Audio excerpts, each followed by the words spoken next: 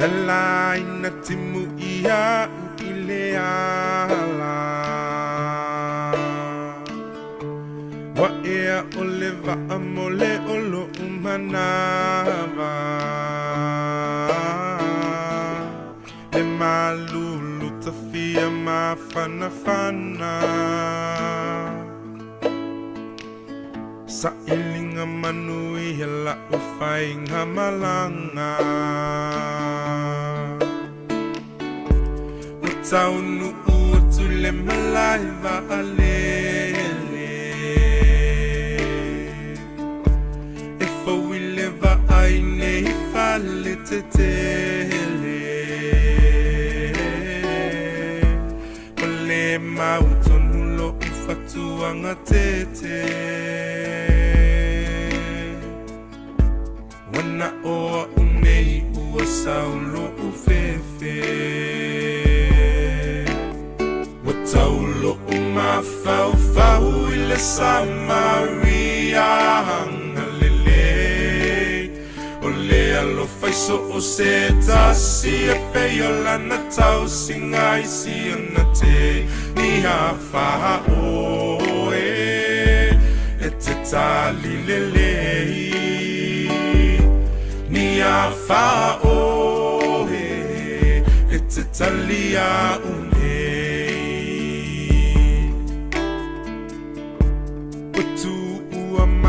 Hila ua onga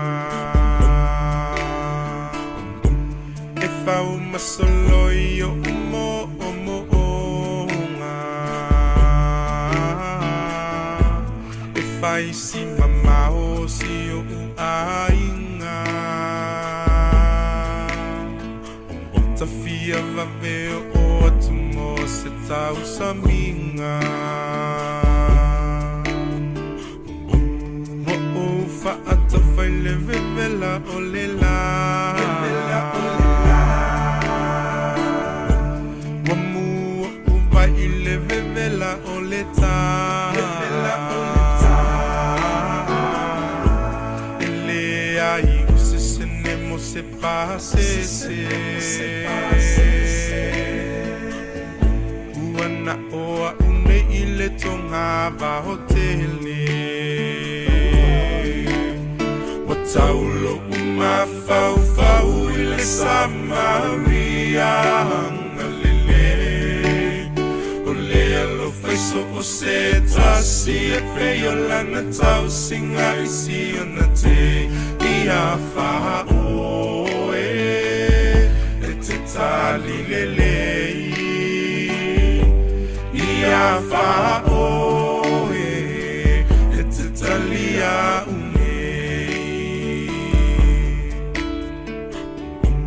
Na o supo ile moa na sau Sei amole tau singa ole whanau Nangalola ufangu vai ile lau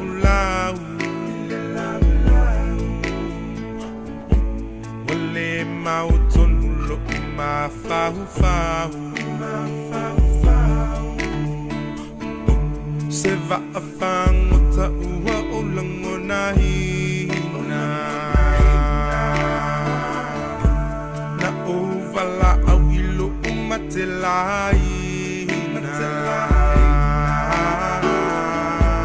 Wa ole mapeta u emativa E alola u foi ai mana tuaina Wataulo umafau ile Samaria hangalele Ole alo faiso o se tasi e peyola na tau singa isi anate Ni hafa oe e te tali lelei Ni hafa oe e te tali a Wataulo umafau ile Samaria hangalele se tasi e pea lana tau singa isi ona te Nia wha oe e te tali lelei Nia wha oe e te tali a unei Nia wha oe e te tali a unei Nia wha oe e te tali a unei Nia wha oe e te tali a unei Nia wha oe e te tali a unei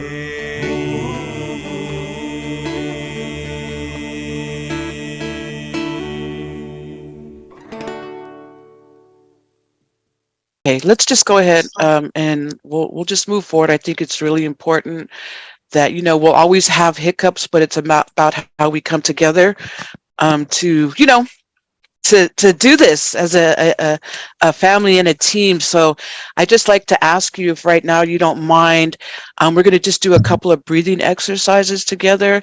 And what we're going to do is we are going to actually take a deep breath from the core and center of our belly, you know, and we're going to hear ourselves take this deep breath and we're going to exhale through our mouth and we're going to hear ourselves. And the object is to really listen and be mindful of your breaths. And we're going to do that together.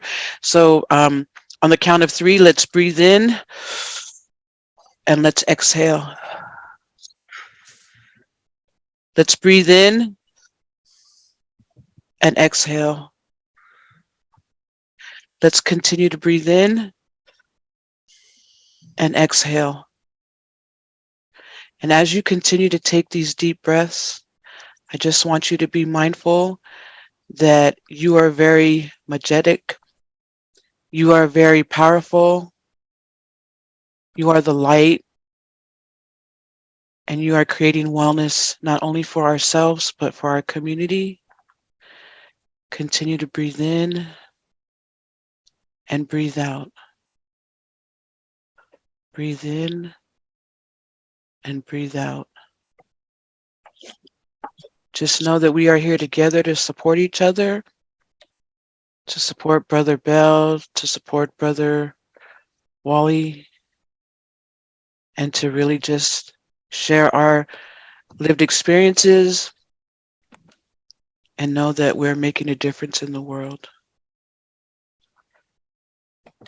If at any time you get anxious or nervous, just take a deep breath. One more time together, family. Breathe in, breathe out. One more time, breathe in and breathe out. All right, we're good. We're good. All right, Brother Bell, we see you. Yes. Look at that. Woohoo. Sister Esther, thank you. All right. All right, Miss Mona. Okay, so okay, it's 9 o'clock. We're gonna go ahead and get started. The chat is open. We're Facebook Live on American Samoa Alliance Against Domestic and Sexual Violence page. I'm just gonna do the welcome and the opening according to the agenda, and then I'm gonna turn to Easther, who's gonna open us with a prayer, and then I'm gonna share a little bit about the Samoa International Virtual Summit and how this, in our group here, the SOALAUPULE. Did I pronounce it right, Natalie and Tino? SOALAUPULE? Yeah, that was perfect, Mona. So I think we're good to go. I believe we have 24 participants who are joining in with us this morning or this afternoon. Welcome, everyone. Talo Falava, welcome everyone, greetings. My name is Mona Uli and I'm the founder and executive director of a nonprofit organization here in American Samoa called Back on Track. Last year we held our very first annual Samoana International Virtual Summit where we invited 5 organizations to come together and share about the work that they're doing in Samoan communities. It was a beautiful turnout, and it was a time of unity for us to connect. And so the purpose of this is to build networking and to and collaboration and sharing of information. The theme of the summit is Walava, or enough, and it's focused on family violence. However, what I've learned is that you can't talk about family violence without also talking about other issues: mental health, addiction, alcohol, sexual assault, etc., because it all interconnects. The team that we put together has entitled themselves SOALAUPULE, and so I'm so honored and excited for the work that we're doing. Every month we will have a different organization that will share on a specific topic that affects and impacts Samoan communities. I just want to take a minute to turn this time over to Easther. If Easther can open us up with a prayer, and then my co-moderators, Lulu and Nani, will help me to introduce our team members. Thank you. Easther? Thank you, Sister Mona. Thank you, everybody. Good afternoon. Before we start, I would like to do a land acknowledgement. I am speaking to you today from the land of the original caretakers, the Tongva Nation. I acknowledge on behalf of myself and Project Respectt that we are guests in our ancestral lands. So bow your head as I take us before the throne of God. Let us pray. Father God, we thank you for this time and this moment, this opportunity. Most of all, Father God, for this space that you have carved out for us. SOALAUPULE, Father God. As we continue, Father God, to share our resources, our experiences, our knowledge, our wisdom, may you bless the presenters, the guest speakers, the clinicians, those participating, those watching near and far.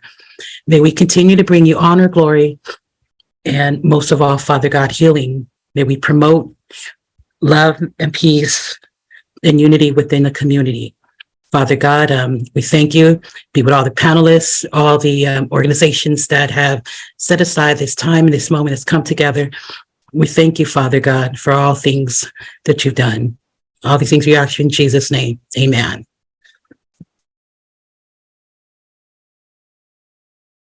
Thank you, Easther. So real quick, we just want to acknowledge and introduce our team members from the SOALAUPULE team. And the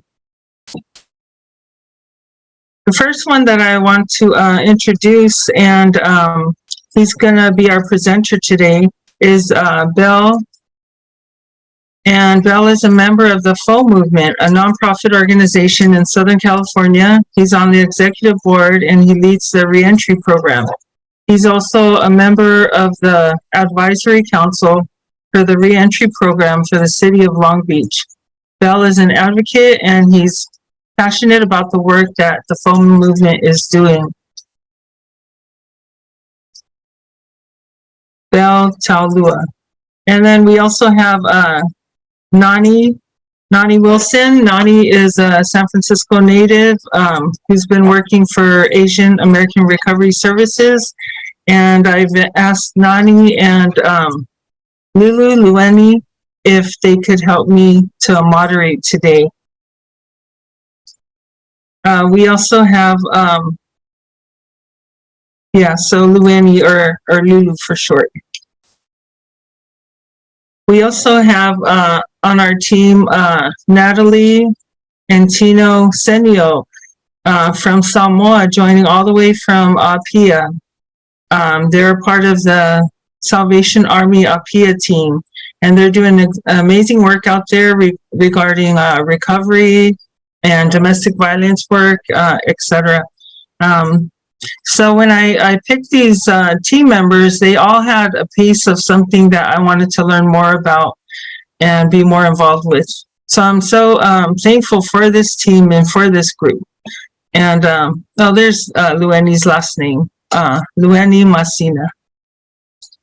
Lueni is also part of the Essence of Mana team. And then we have Akerei Maresala-Thomson.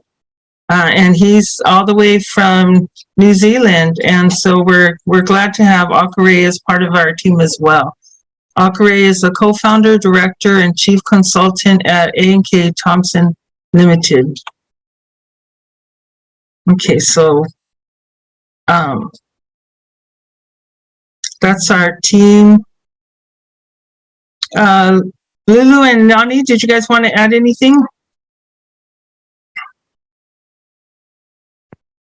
Thank you, Mona. We just wanted to share, if you have any questions or just want to check in with us and let us know where you are checking in from, go ahead and put it in the chat. We'll be monitoring that as well. Thank you so much.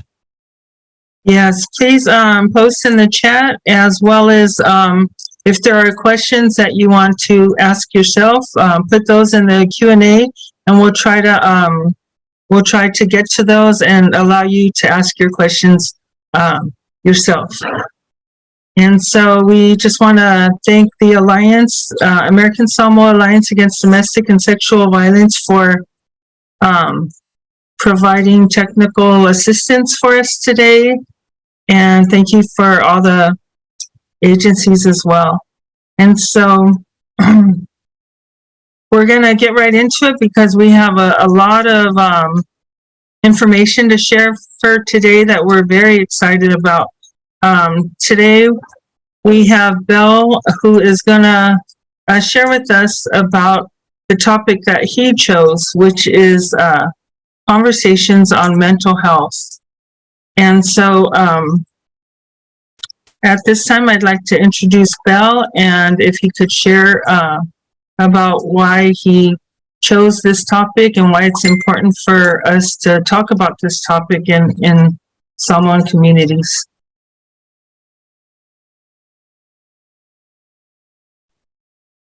Tai Faaleava. My name is Bell Taulua. First, I want to thank Mona for having me here to be a part of this conversation. It was important for me to put this mental health conversation in upfront what we're doing, because I understand that a lot of this stuff, we suffer this mental health when it comes in for our community. And so I got together with Wally. Wally is my nephew. Wally's mother is really my cousin, but she's like a sister to me. She grew up with us when she came from Western Samoa. So Wally went through some things. Wally was able to, well, first of all, let me just say I didn't grow up with Wally. I was in prison for 30 years, and in prison, I was able to turn my life around, and that brought me here to where I'm at today with the FOU Movement. So getting together with Wally, Wally reached out to me last year in December, and he's seen a video that I did with Ron from 30 to Life, and he wanted to get in contact with me, and so we started talking, and we shared our stories of our background and where we came from and how we ended up where we ended up at, and I was just touched by his story. I mean, the things that he went through was pretty tough to hear. It was devastating, and I just knew there was something that Wally can share with more people, that would touch somebody that's going through the same thing. And I just, it's an honor and a pleasure for me to work with him. This is the first time me and my little nephew is doing something like this together with all these other wonderful people. And Wally, this is, man, I thank you so much for having the courage to come and share your story, Wally. And so I'm gonna turn it over to Wally, give him the time to do his thing. And so thank you for having us. Thank you, Bell. I also want to acknowledge one of our panelists who's going to be joining us later on, which is Dr. Tai Faaleava. And so thank you, Dr. Tai. Hi, Wally. Thank you so much for joining us today. And being willing to share your story for us to have conversation about regarding mental health. Yeah, for sure. I just, whatever I can do to help the cause and help somebody, that could be going through it and hasn't stepped forward and got help or whatever, So it's all good. So I just kind of I had like bullet points, but I was like, I was just getting kind of all over the place. I didn't get much sleep last night. So wrote some stuff down. I'll read from there. And then y'all could kind of I guess guide the conversation or whatever questions. So all right. There was a quote I read. It states that expectations are the root of all suffering. And I felt like that really has resonated with me and stuff like that. And a lot of my suffering stemmed from my expectations of myself and others, a lack of self-awareness, being in a toxic environment, just biological things. I guess just the way my brain is wired. And I just lack the tools to adapt to society that we live in today for a long time. So that's what, all that helped to get me into mental health, seek out help, and kind of change all that around. So today, I'm in a lot better place. I have my own place, have a car, I got my dog back, I have relationships with people. And, I give it a lot of credit to, I give some credit to myself for the effort I put in, but I also give credit to a lot of people around me that show me compassion, being my therapist. I could just go on and on. There's a bunch of people, but just being in therapy really was a game changer for me. Sorry about my screen. I don't know what's up, why it does this. So yeah, I realize that society is not going to adapt to me, so I have to be able to adapt to society. So that being in therapy and going through the mental health system helped me to have tools in my tool belt just to be able to navigate through this world and deal with situations, deal with people, and deal with myself. So I would say I hit my lowest point in my life about 5 years ago. That's when my sister, who moved to New York on a full academic scholarship to St. John's University, I found out news that, she was robbed at gunpoint. So she jumped out of a 2-story building, called 911. And the next thing you know, as a result, she ended up in Rikers Island, getting locked up. But there's more to that story, and we could tap into that as we go along. But so that's that. And also, I found out about my daughter's abuse she endured while living with her mother and stepfather. Unfortunately, I did not find out about my daughter's abuse until law enforcement got involved. It was then I realized how such a toxic home life I had that affected my siblings and myself, and how I sought out relationships just as toxic as those who I lived with at home, that I grew up with, repeating the cycle over and over again.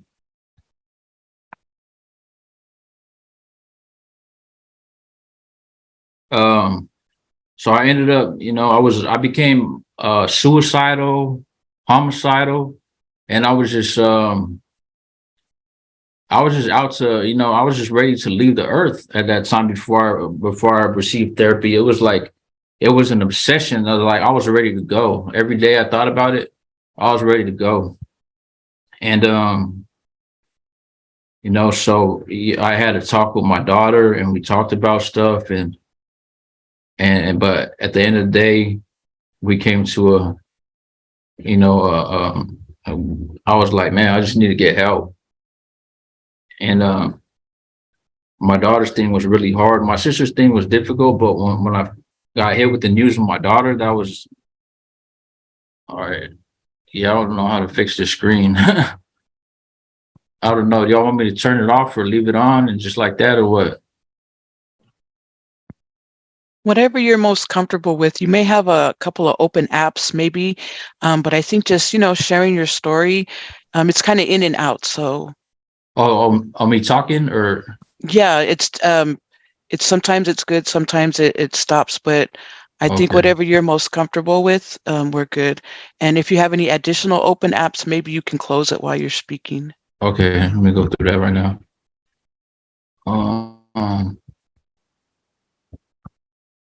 Yeah, I only got a couple apps open. Your audio is good, Wally. Okay, is my audio better with the screen off?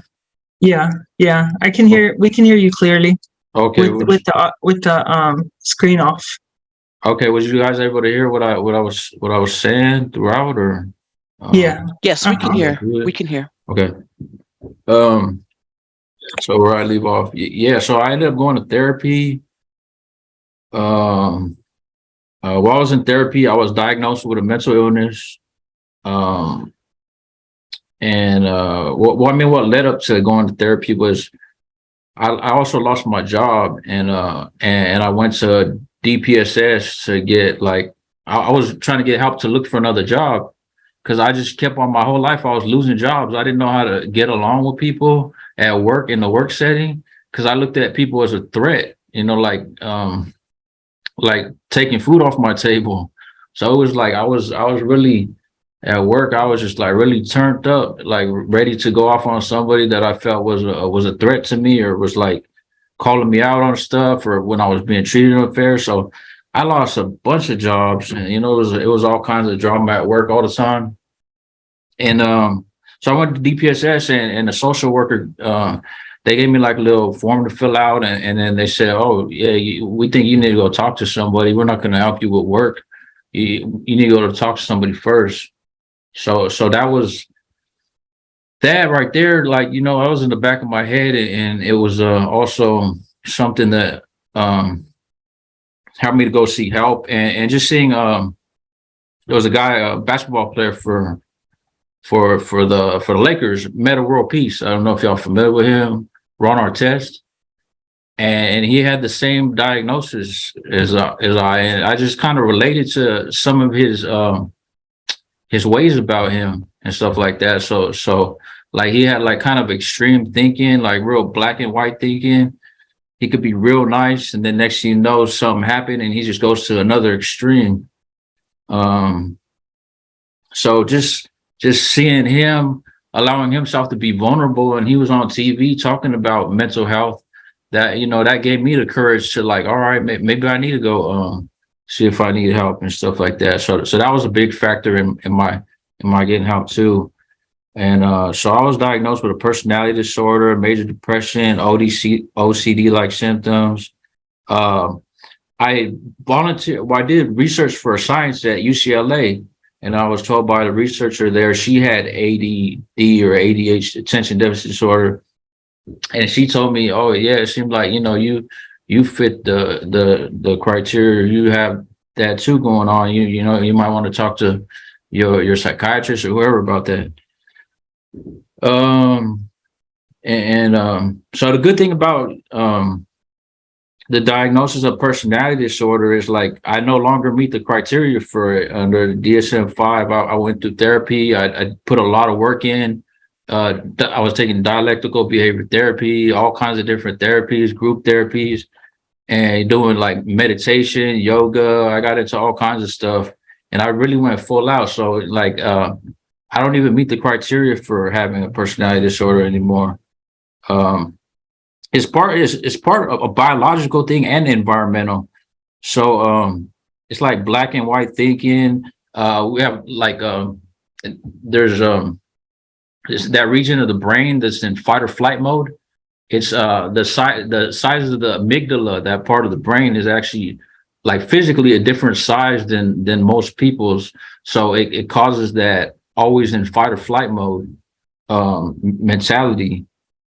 And it was tough. I raised my daughter for her last couple of years of high school when she got in that situation at her mom's house. So I was raising her all by myself. But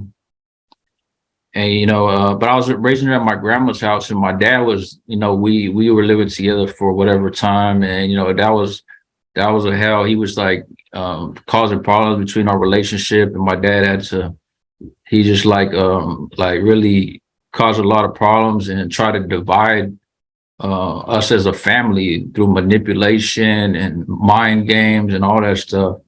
So after my daughter graduated, my mental state was like I was just barely holding it together. As soon as my daughter graduated from high school, I got her a job at a place, and I left the house. I went to a homeless shelter. From the homeless shelter, I couldn't deal with those people there. There was like people waking up 3 a.m, moving a metal bed on the ground, and I was like, "Hey, bro, you need to stop all that." And almost getting in fights with people at the shelter because of just lack of respect, and it was like all kinds of stuff going on there, drug use, everything. So, I see why homeless people don't want to stay in those shelters, because a lot of those shelters ain't safe places, ain't peaceful places to stay. So when people say, "Oh, how come the homeless, they choose to stay on the street?" There's a lot of ignorance on what goes on in mental health that I hear on the media, the news, just everywhere. It's just like, it's like, man, people got a lot of this stuff wrong that ain't, and there's not people speaking out. Like, because I have firsthand lived experience, going through all this stuff. So my conflicts with my father, I feel like that played a major role in the decline in my mental state, is, like what played out with my family members. So I just felt like a hollowed out shell myself, and I went into a really bad depression. And then so when I left the shelter, I said, I'm gonna go sleep on the streets. And that was my, I had a backpack when I left my place, and that was like the first time in my life for a long time I haven't had a car. I used to go sleep in my car when I was homeless. So I went and slept on the concrete ground in downtown Long Beach for like a while. I don't even remember how long it was, but I was just out there with the other homeless people, and I was just, my mind was just not right. I didn't want to be around people, and I felt like I couldn't contribute to anything. So that was my reason. I had places to go, but I felt so depressed, and like my mind was so not in a good state that I didn't want to go live with somebody I knew as a friend or something, because I felt I couldn't contribute. I was just zoned out. So that's why, I just like, I'm just gonna go to the streets. And part of me leaving my place too, my grandma's house, was the sheriffs were constantly being called. Me and my dad was threatening each other's lives. They came out about 3 or 5 times. And they said, next time we come out, one of y'all going to jail. So, that was a contributing factor. And so, yeah, that's pretty much just like some intro to my life and some of my experiences. And so I'm gonna leave it up to y'all to kind of guide the rest of the conversation on where y'all want to tap into or talk about or get into more details or questions, answers, whatever. I know that you have someone here that was a part of your process, and I don't know if she's here yet, but I did want to ask what was the turning point for you? And we also have questions and comments coming in through the chat as well. Yeah, the turning point for me was to get on my feet, is what you're talking about, to get my life back together. Yes. It was just the services I was receiving. The people were so compassionate. I never was met in my life with so much like compassion, and just like people wasn't judging me.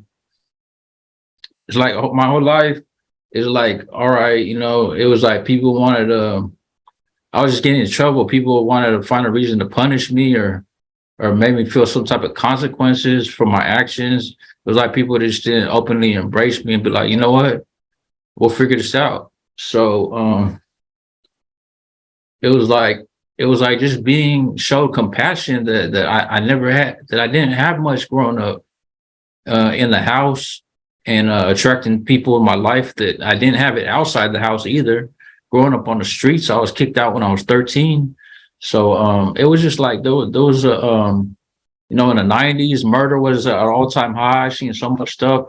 And in the 90s, there was more murder in 1 year in LA than there was in 20 years in Afghanistan. So we have more Americans dying in the streets of LA than a 20-year war in Afghanistan. So I mean, when we talk about PTSD, there's a lot of people here in the inner cities that deal with PTSD and medicate with pharmaceuticals and stuff just to try to get by. So I don't know. I'm kind of going off. I don't know if I answered your question, but Yeah. but yeah, me getting help. It's just I wanted to help other people and like the go through it, and I wanted to reconnect with my daughter, and I missed my dog. I left my dog behind with family, and to me, I feel more love from animals than I do from people. Like, I don't know, that's just the way my mind works. Like, my dog would have been out there sitting next to me and she would have been cool. She was like, as long as we're eating, got food, like she would have been there next to me, but I didn't want to bring her in that environment. So it was like, you know, I love my dog. I'm a loyal person to those that feel loyal to me. And I had, you know, I wanted my dog back. I wanted a relationship with my daughter. I wanted to be an example. And I wanted to pass the love and compassion that was given to me onto other people and give other people hope. So that was my motivation for getting off the streets. That's so powerful, Wally. And just the fact that, you know, compassion just keeps exuberating from everything that you said. We have a question that one of our lovely family members is asking. First of all, there's a lot of love and thanks for you sharing these stories as well, and a lot of positive light. And there is a question that you spoke about using different therapies, but what was most helpful for you? For me, it was I would say I had a disconnection with people. So it was just going to a center where I could connect with other people that were experiencing the same things and interact with them. So I would say connecting with people. And then I would say meditation really helped me to develop self-awareness. And meditate. Yoga is a form of meditation when you do the breathing and the movements. So I wasn't wearing those yoga pants for them, but you know, I was out there doing yoga. So yeah, I was doing that. I was doing that for a while. So yoga, I felt like was really helped me to be in tune with myself, to develop self-awareness. Because a lot of my life, I always blame things on other people. And I really, in my mind, I believe that was really the reality. There was other people's fault. It was this and that. And you know, I didn't take accountability for a lot of things. I couldn't see a lot of shadow, dark things in myself. And so I had no self-awareness, and you can't problem solve. I felt like if I didn't, you know, have self-awareness, because you don't see the problem. Everybody else is the problem. So, yeah, yoga, meditation, just walking meditations. Sometimes I just walk for hours. Therapy and you know, just connecting with people. Connecting with people is a big thing for me. If I don't connect with people in a positive way, my mind will go back to the darkest place you could possibly think of. Wow, that's powerful. Thank you for sharing this, because we're all service providers, and so this is a big help to us on the importance of trauma-informed care and how we work with people. I see a post by Robert Toilupe. Robert is a social worker here in American Samoa who works closely with veterans. And he says, thank you, Wally, for your strength and your perseverance. And I know, too, that you're very involved with peers, doing peer work. And I think that's also a part of connecting with others and supporting others, which in turn is a support for yourself. Yeah, for sure. Yeah.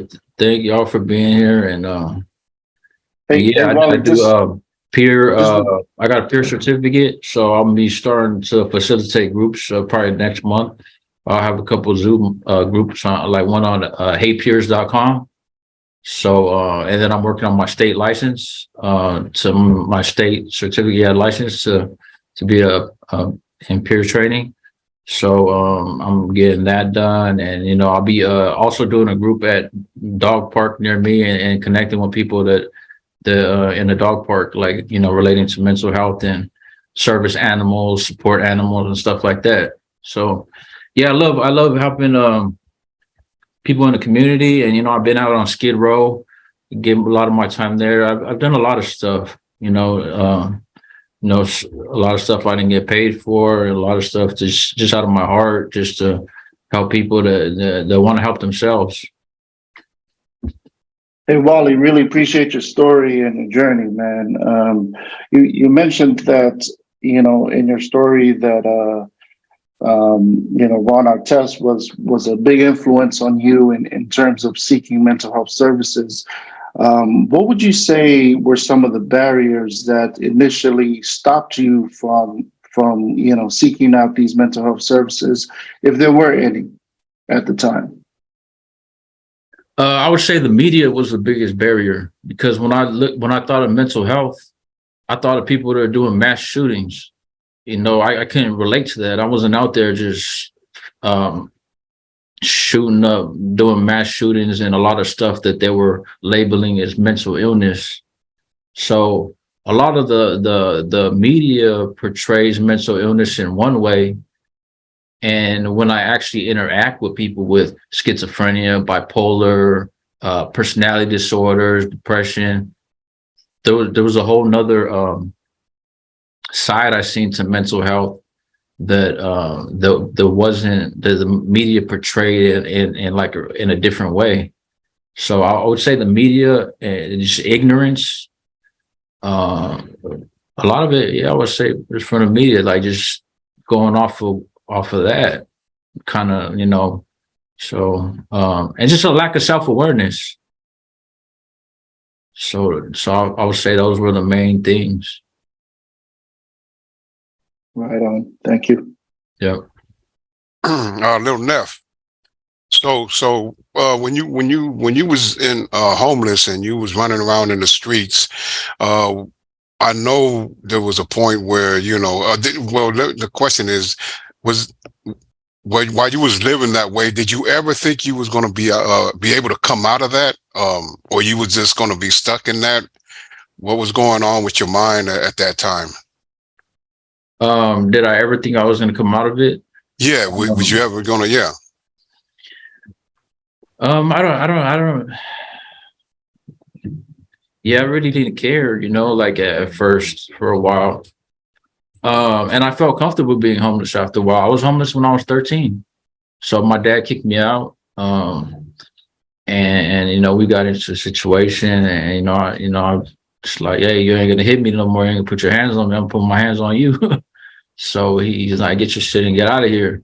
So I was used to being homeless, but not on that level. I was like, I ended up staying at a friend's couch, sleeping on people's couches, garages, sleeping in cars. So, but did I ever think I was going to get out of it? For the first year, no. For the first maybe 2 years, I don't know. I had a lot of doubts because of I really didn't care to be a part of society once I became homeless. Like once I got to know people and they opened up, other homeless people, I found out I relate to them a lot. Like I found out, like, man, I have more of a connection with them, I felt like, than I did with people that weren't out there. And a lot of them, they don't talk. Like they won't talk to a person that's not homeless. If they know you're homeless, maybe a while later they'll open up, but people think they're dumb, they're mutes, they're just drug addicts. But a lot of them, I met geniuses that were homeless, but they had a lot of issues they went through in life. And that's the common denominator. A lot of them had a lot of traumas, some of the most horrible things you could think about. So I don't know. I felt comfortable being out there after a while, and I didn't know if I wanted to get off, but I didn't know if I was going to. I just planned on like living out of my car or buying an RV and living in an RV, because I really really didn't want to be too much a part of society, the regular society. So I don't know if I answered your question, but yeah. Question I want to ask you is, what advice would you give to teens going through what you went through when you were young? What advice would you like to give them? For me, it's just like I said about expectations. Sometimes people don't live up to our expectations. Like, we don't think our parents are kind to us or treat us fairly, but we should still love ourselves. Because a lot of times, if we don't feel we're getting love, we turn that on ourselves and do self-destructive things and hateful to ourselves. So like, why? Because somebody doesn't love me, I'm gonna go and be self-destructive. I'm mad at that person for not loving me, but how about holding myself accountable for loving myself first? Wow. So it's like, a lot of times, we have this hypocritical thinking, like, oh, this person doesn't like me, or these people don't love me, but then we go self-destruct.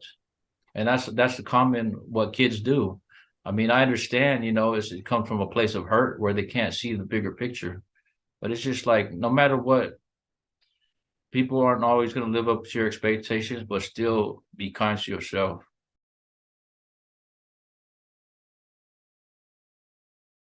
We have a live question. Iseta Nonu Reed would like to ask a question. Are we able to turn on her camera, Ryan? Also, what was the name of your guest, Wally, that you have coming on? Her name is Jessica. Jessica. Okay, we'll keep an eye out for Jessica. Okay. I'm here. Can you see me? She's on. We see you. Oh, okay. Okay. But Iseta, is Iseta on? Yeah, I'm here. What's up? Okay, Iseta, would you like to ask your question? Yeah, I just look, thank you for sharing your story, Wally. It was really powerful. And coming from a small country like New Zealand, we see a lot of post-traumatic stress, particularly in our second, third, and fourth generation Pacific born. My question was around how are you now instilling hope in those that you're working with? Thank you. I just instill hope from those through my story. Like, there's a blueprint on how to pretty much how to navigate through stuff if somebody's already been through that situation. So to instill hope in others, it's just like, look, I've been there too. I've been in your shoes. I've been in your situation. Look, if I got out, you can get out. So that's, to me, that's how I instill hope in people for the most part. Thank you so much for that. Thank you. Yeah.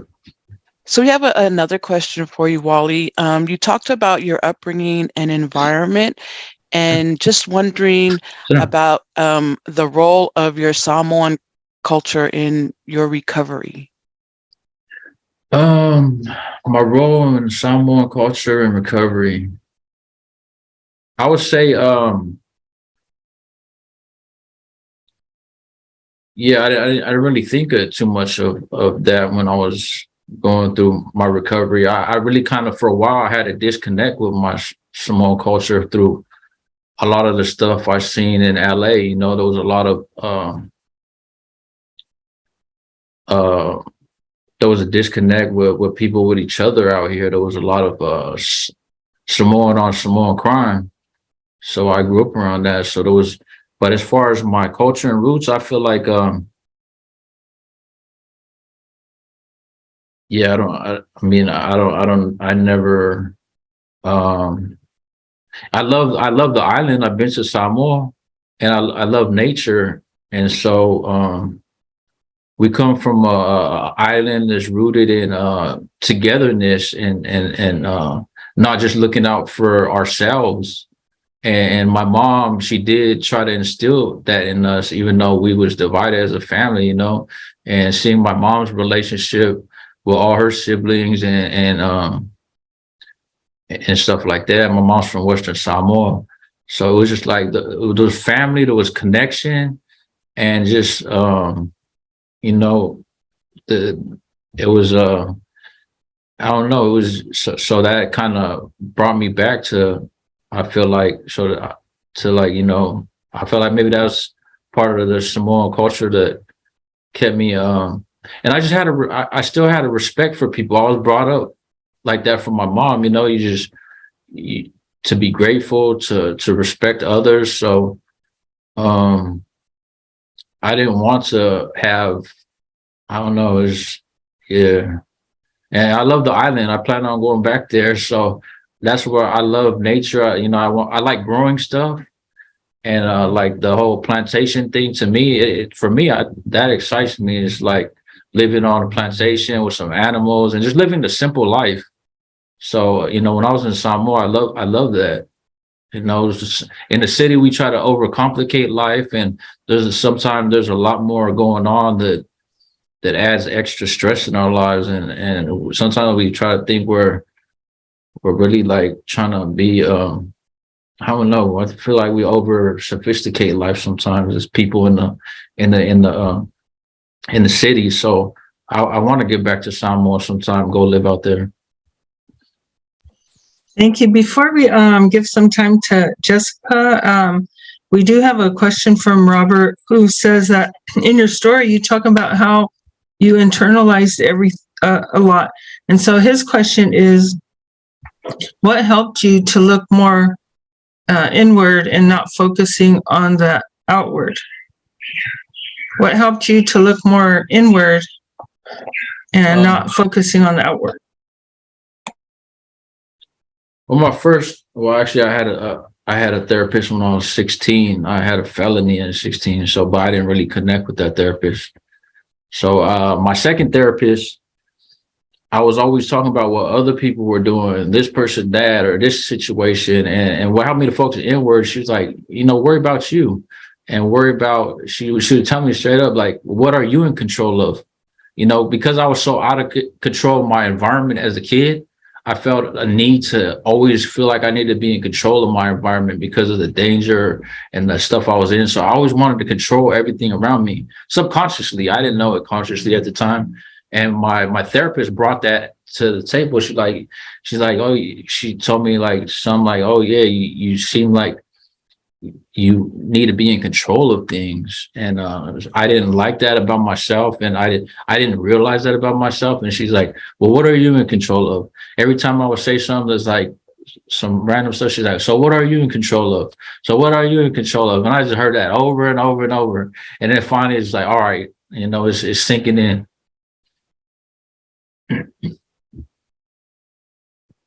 Thank you so much. We have a couple of wonderful comments in the chat section. Joanne says, proud of you, Wally, for being willing to share your story and for the work you continue to do in mental health and our Pacific Islander community. You are an inspiration. Robert has a question. He wanted to know what helped you to look more inward and not focus necessarily outward or externally. Didn't I just answer that question? Oh yeah, that was the one. All right, sorry. I'm trying to catch up. So he also said, but thank you, Joanne. Joanne was my therapist too when I was homeless, and she guided me through a lot of stuff. Joanne is an amazing person, and like her being here, it kind of made me want to tear up a little bit, you know, when she told me she was going to be here. So I really have a lot of love for her. She's an amazing person, a compassionate person, and because, you know. Man, all the love that I was given, I just have to pay it forward. That's beautiful. Pay it forward. So thank you, Wally, and thank you, Joanne, for, you know, being who you are, because it takes people who have heart to share heart, to give heart, right? And also, Robert just said, this will be a great area to explore for you, also the cultural aspect, because it always increases self-awareness. Sure. And Natalie's like, come, let's grow some taro, Wally. So, you know, you've got the invitation here with the family. Like, yes, it's really great. Esther shares too. Say it loud. Good job, brother Wally. Sala is saying, once you knew what you were in control of, was it difficult to set boundaries? That's a great question. And what were some of those boundaries? Yeah, I had a lot of trouble with boundaries too when it came to like family and friends. I let people like walk all over me and treat me some kind of way. But then I realized we teach people how to treat us, you know, so I had to take accountability for that too. We teach people how to treat us. People just don't treat us any way. You know, we teach them how to treat us. So with that, you know, I had to create boundaries, and like I wouldn't accept certain disrespect and from my family, friends, anybody. And like if it was a situation where I was feeling judged, where I feel like it wasn't beneficial in a conversation with somebody, family or not, I would have to walk away, be like, you know, I'll talk to you later. You know, it's not going anywhere. But before I used to argue back and forth. And, you know, I stopped arguing with people because people are going to believe what they believe and say and hold what they want to hold. So they're entitled to their, and I'm entitled to mine. But at the same time, if what you say doesn't resonate with me or I feel it's not healthy, I'm walking away. So I had to learn how to set those boundaries. And a lot of people stopped talking to me once I started setting healthy boundaries. And, you know, my mom would tell me, oh, well, you need to talk to your dad. You need to do this. And I was like, man, when I deal with him, I feel less than, I feel a lot of hurt. I feel a lot of anger. So I minimize my time with him. And my mom, she was like, nah, you this and that. And I was like, Mom, I'm trying to have a conversation with you. I'm trying to have a relationship with you. It's like, you know, and she was always like, I don't know. So when I first started setting boundaries, people wasn't cool with it. And I lost some friends. And my relationship with my mom, we didn't talk for probably a year and a half, maybe 2 years. It was a while we hardly talked. But eventually, you know, I reached out to her, just say, I love you, Mom, and simple stuff. And yeah, we do have a relationship now. So yeah, there was a lot of, but there's people I lost along the way because when I started to try to create healthy boundaries, I lost some relationships, but those people wasn't for me, and so that was that. That's so powerful, Wally. Like just that key word, healthy relationships, right? Healthy boundaries, and just being able to figure what those out and go through that healing process.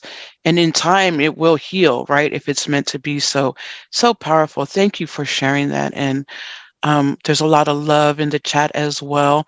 We've got quite a few questions as well. I'm going to jump to C, who is asking a question. C says, thank you for sharing your powerful experience, Wally. My question is in regards to the experience with your daughter and the trauma of child abuse. Can you tell us how you helped her to push forward as her father or parent in your pursuit of your own healing? How did you help your daughter heal? My daughter, when she came to live with me, I tried not to coddle her and treat her like she's a victim. I try to do things, set structure in her life. You know, I try to teach her to be intrinsically motivated. Like you don't need outside validation. You need to validate yourself, to learn to love yourself before you seek it outside. It's an inside out job. So I try to instill that in her, you know, so people couldn't break her down. Like, you know, whatever happened, don't you just move forward and learn from it. And I didn't try to treat her like try to make her treat herself or treat her like she's a professional victim or so. Because sometimes people go through stuff and then they just like stay in that victim role. And so, I mean, I don't know if that was the best way to go about it, but that's the way I went about it.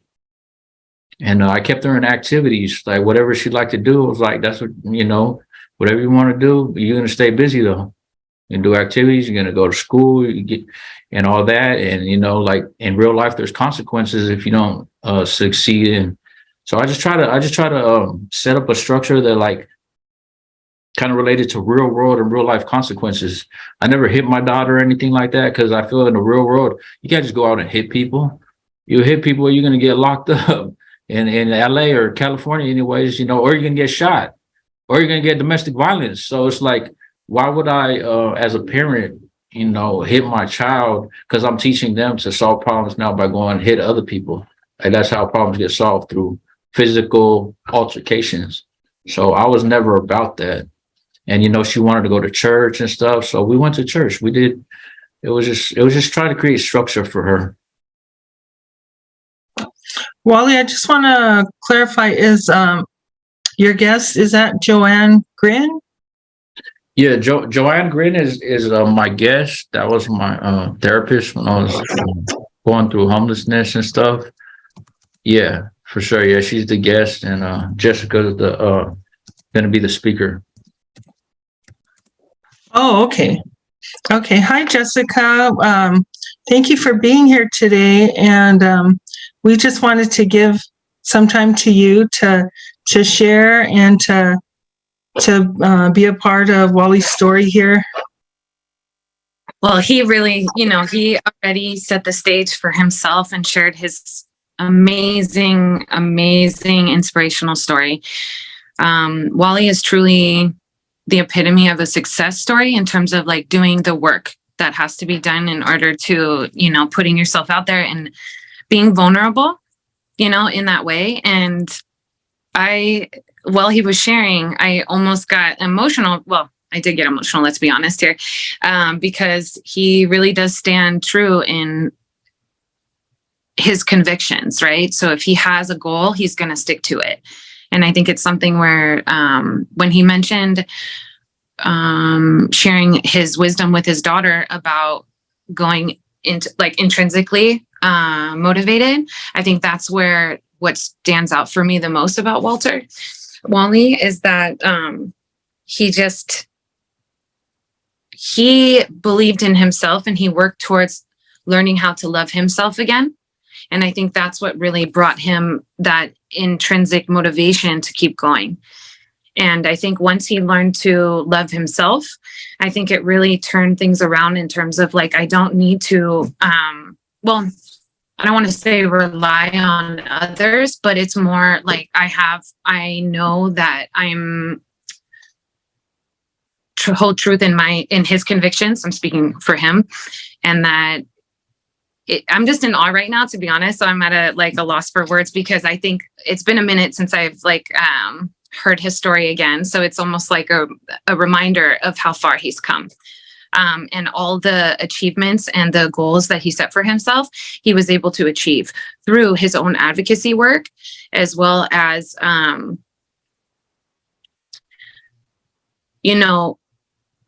putting himself out there. As you can see, like he's done the research to learn more about how mental illness affects you, like physiologically, neurologically, which goes above and beyond, right? Learning about like how his particular mental illness that he was speaking about impacts him in his daily living. He is such a strong advocate for himself, which I'm so in awe, and I'm so grateful that he is willing to give back to the community, to know that there are people out there willing to help you. And I think that that's one of those things that stood out to me a lot, is that some of the times when there's that switch that I've seen in Wally was because of the connections he was able to make. Especially like he was sharing about Joanne and stuff. Joanne is like stellar.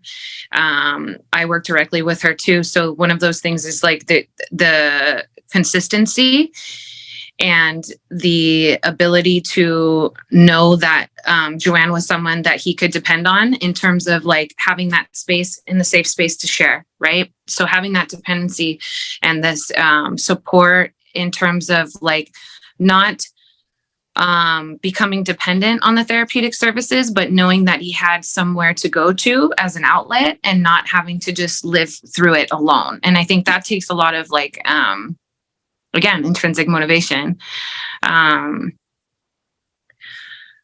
another thing that stands out to me too, when I was talking about advocacy for him, is that,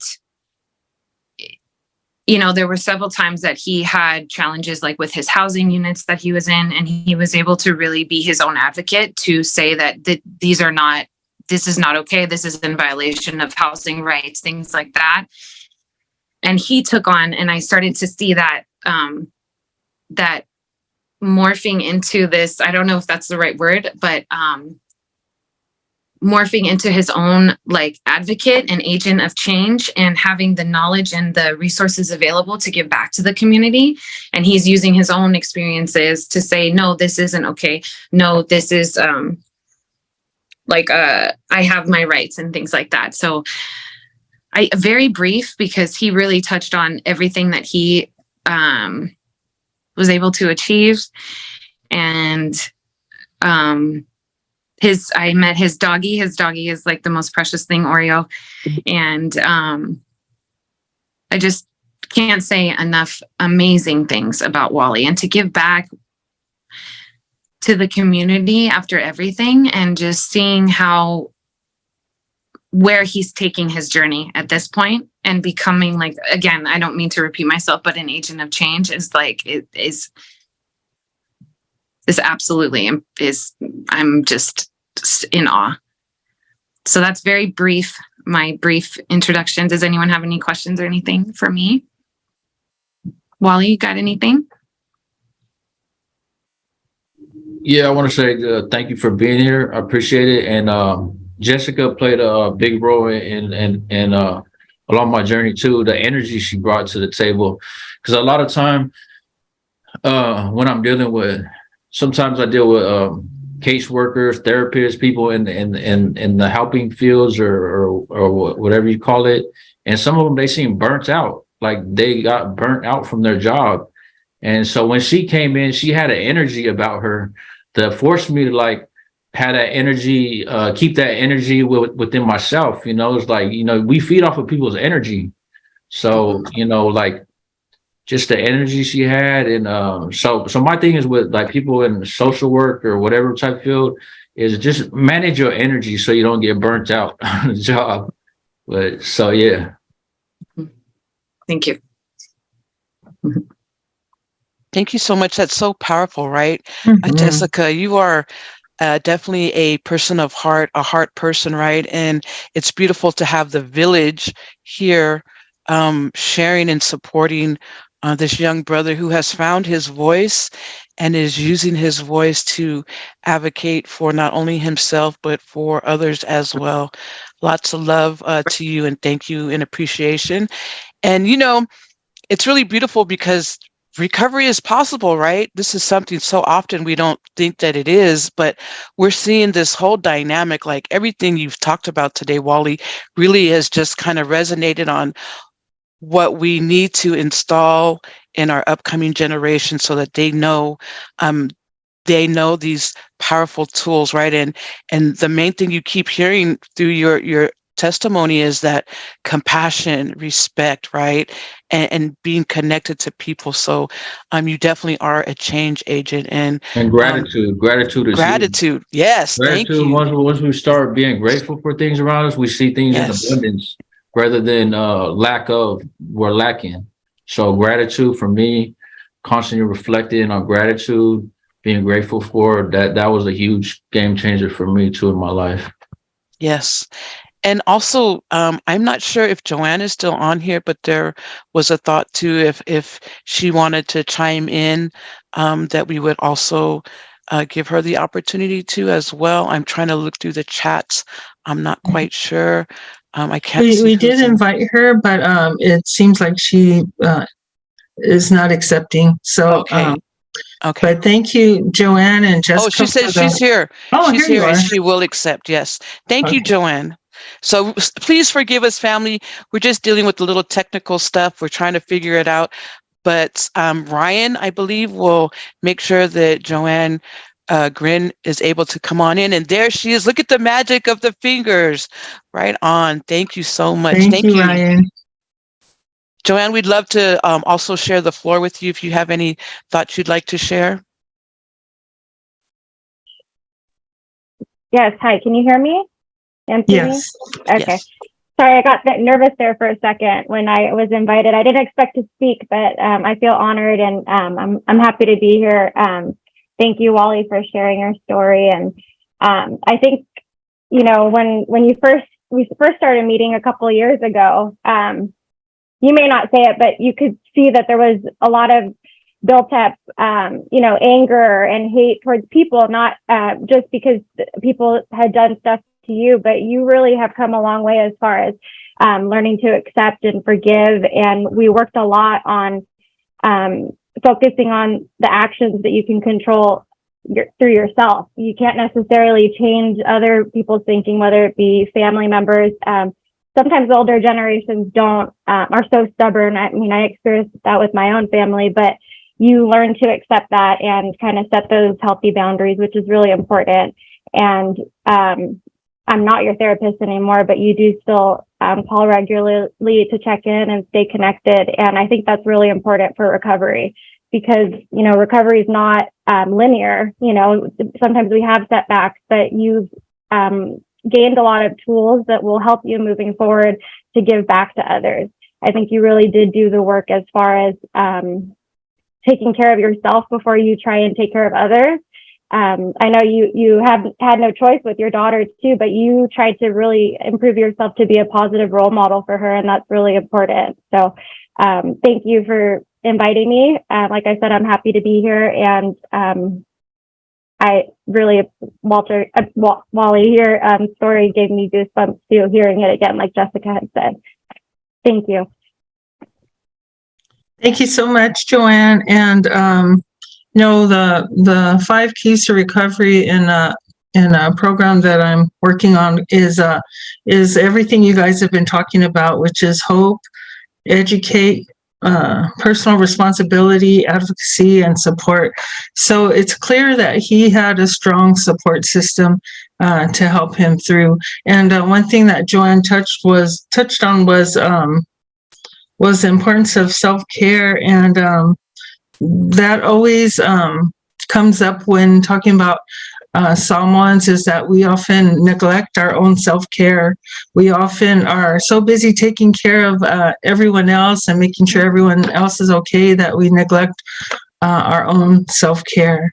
In a few minutes, we're going to give time to Dr. Tai, who's has a PowerPoint presentation and some things to share with us as well. And were there any more questions that we wanted to touch on, Nani, before we move on? Yeah, Brother Bill has his hand up, so can we just turn the mic over to him, please? Okay, brother. Yeah, I just wanted to say thank you to Joanne and Jessica.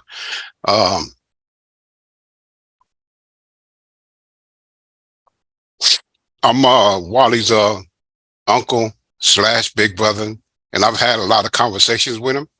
And it's just an honor to meet some people that it's important in his life that help him to get to, you know, his life together.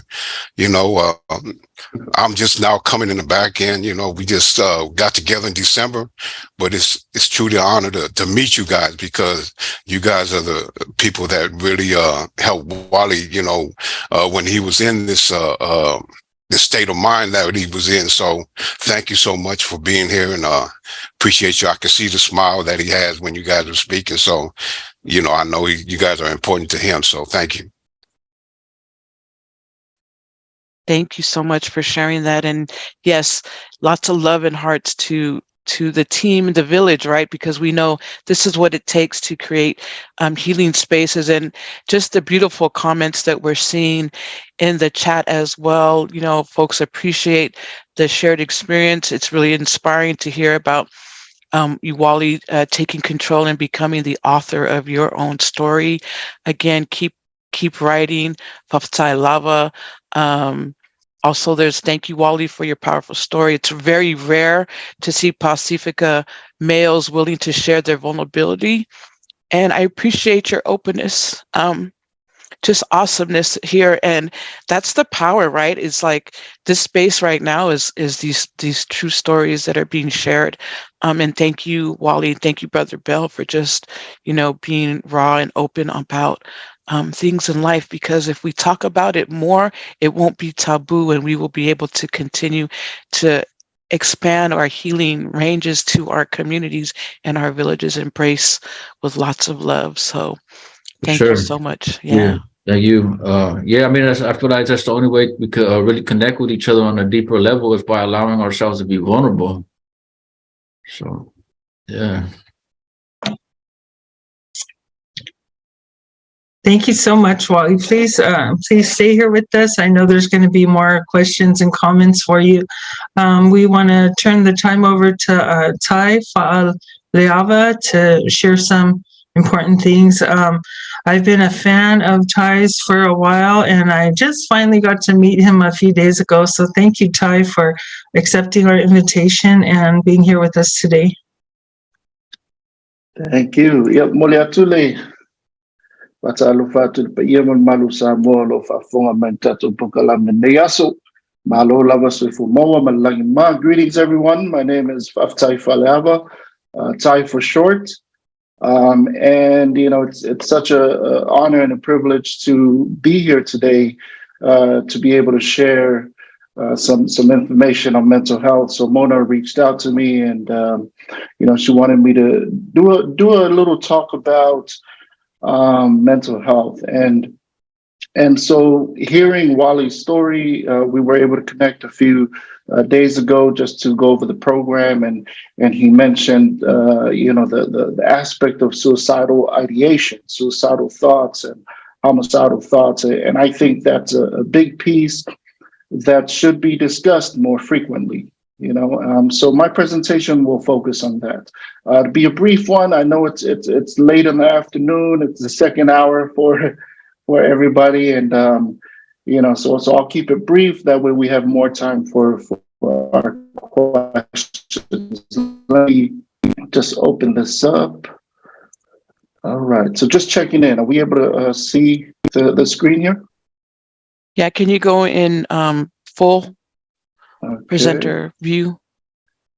How about now? There we go. You're good, brother. All right, sounds good. So I'm going to make it interactive just to, you know, kind of loosen this up a bit. That way I'm not just talking to myself. So please utilize the chat. I can't see the chat now, but let's see. Yeah, so just utilize the chat where we can. I have some questions along the way, okay? So before we start, I want you to raise your, so instead of raising your hand, because I realize that not everybody has the full functions to the Zoom, I want you to just type yes in the chat if you know someone that has attempted suicide. All right, so I'll give some time for that. All right, I also want you to add yes in the chat if you worry that you will say the wrong thing to someone who is thinking about suicide. Or why, just, you know, why or and, just, you know, put it all in the chat. Now, keep in mind, I can't see, so one of our facilitators, just let me know if there's something I need to stop for. All right, last question. I want you to type yes in the chat if you know the signs to look for when someone is thinking about suicide. Now, the focus of my presentation, I want to emphasize that last bullet point. I think that bullet point is what I want to be the take-home message from here. You know, is that we know how to handle these situations when, well, first we know how to identify it and then handle it, okay? And help our friends and families who are going through those experiences. So let's talk about what the word means. Suicide, according to one of the leading experts in suicidal ideation, he describes suicide as something that we call he termed it psych ache. Now, basically, suicide is an unbearable psychological pain. It's a misery of the mind, anguish of the soul, pain inflicted by thought. One of the important parts of this definition is ambivalence. Now, ambivalence is mixed feelings. Okay. Now, I know that a lot of people, just in my experience with the work, experience ambivalence when it comes to having suicidal thoughts. And so one thing that he says, it is possible for a suicidal individual to cut their throat and cry for help at the same time, right? Because there's a lot of myths out there that say, oh yeah, if this person's talking about it, they're just being dramatic, they're not going to follow through. So all of those things are myths. So ambivalence is a key aspect of suicidal ideation that is important for us to identify. So I'm going to use the chat again. Now, I want everybody to get their keyboards ready because I'm going to go through this pretty quick. It's a knowledge test. Now, this is based off a recent study. I'm gonna share the study with you later. But out of 1,000 students who were screened on this test that we did, what percentage of students do you think reported attempting suicide? We have A, 10%, all the A's. Go ahead and put your A in the chat if you believe it's A. And I mean, I'll tell you the right answer after. B, 30% of students. And then C, 50% of students. All right, we all got our answers in there? Okay, so here's the answer, 30%. So in a recent study, over 1,000 students were screened. 30% said that they had made some type of attempt or had some serious thought about suicide. That is 1 in every 3 students. I want you to think about 3 family members, just random 3 family members. According to this study, one of those 3 family members you just thought about has attempted suicide, according to this study. Okay? So this study was actually conducted in American Samoa. This was conducted by EPIC. They surveyed over 1,125 high school students from 4 high schools, and basically found that 1 in 3 were endorsing suicidal ideation. They also, looked at other schools. Now, this is just 4 schools. They also looked at other high schools in American Samoa and found that the ratio is about the same. It's about 30%. Okay, so it's up there. It's up there. It's a growing thing for our youth. Now, crossing over to the western side of our islands, suicide stats in Samoa 2021. According to some data that I was able to pull from the police department there, in 2021, out of the 54 deaths that occurred in that year, 15 were suicide deaths. So 8 by hanging, paraquat intake, which is a herbicide, stabbing, gunshot, and 1 by an undisclosed means. The following year, in 2022, now the data they collected was only from January to August, so not the full year, but within that time frame, they had 15 by suicide again. So 8 by paraquat intake, 7 by hanging, and 1 by gunshot. So a quick look at the world and the U.S. So suicide is a growing public health problem in the U.S. 41,000 in 2013. That's increased 47,000 in 2017. It's the 10th leading cause. And then in the U.S., approximately 123 people commit suicide every day. Okay, and this is data from 2016. So the thought process as well is that a lot of this data and research, they will tell you over and over that there's a high chance that these numbers are underrepresentative of the actual the factual number. And the reason being is that a lot of people, suicide is a very taboo topic. No one really wants to own up to it. So these are the numbers that were collected, but experts expect that the real numbers are actually much higher than what was reported in each of these researches. Okay.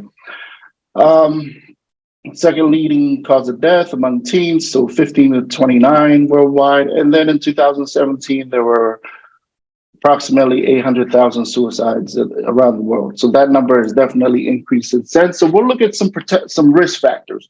Now, Wally had also mentioned a lot of risk factors in his story, which included, his sister being robbed, his sister being incarcerated, daughter being abused. Now, those are all risk factors that, they don't necessarily cause suicide, but they can increase the risk of possible, heading towards that way. So just in general, some risk factors include family problems. So, issues with parents fighting, saying hurtful words, name calling, some school issues. So we have some bullying, community and church risk factors. Easy access to drug, alcohol, being judged by others, violence, physical assault, and then individual issues, which also include, mental health diagnosis. That some can be a little bit more,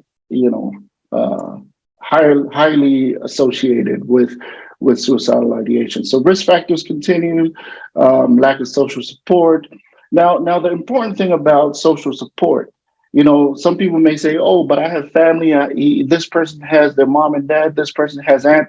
The key aspect here is that what is perceived that they have. So it's not so much how many people are around, but the individual perceiving that they're feeling supported, right? So you can have 100 people around you, but if you don't feel supported, none of that's going to work, right? So those are some risk factors. Now, some warning signs. This is what we look for.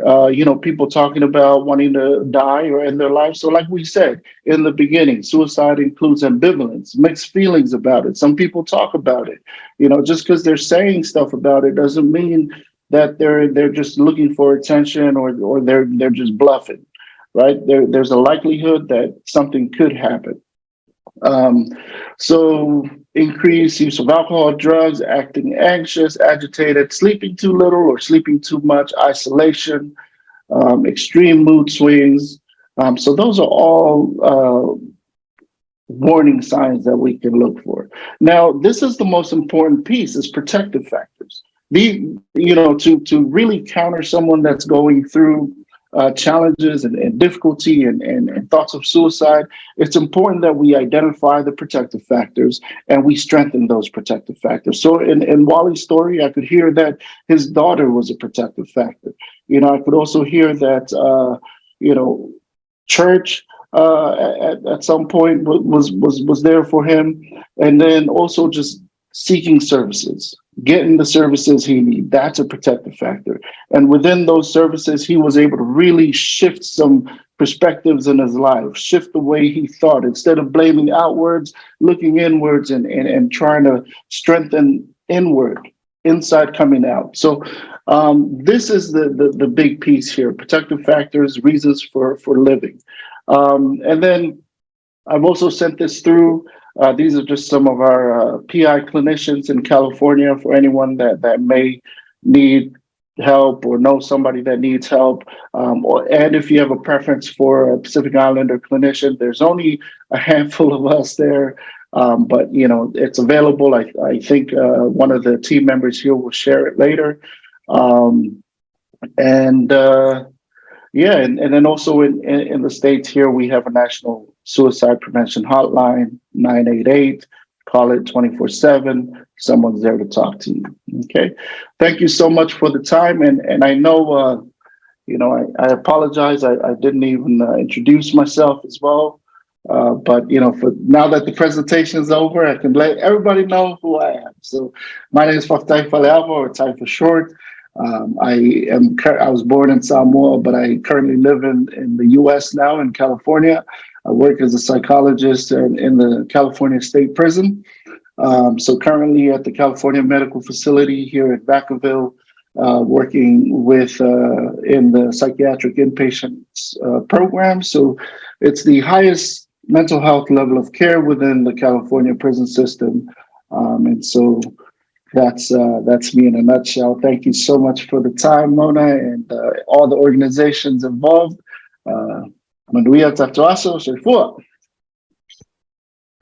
Thank you, Tai. You're also very involved in our Samoan community and the work that you do. And we do have some questions on here for you and comments. And I just wanted to say one thing that I understand is that a high number of suicides were not only by people that were struggling with depression, but untreated depression. And so that means that people that weren't getting help and support for depression. So I just wanted to mention that it was the higher number is the untreated depression.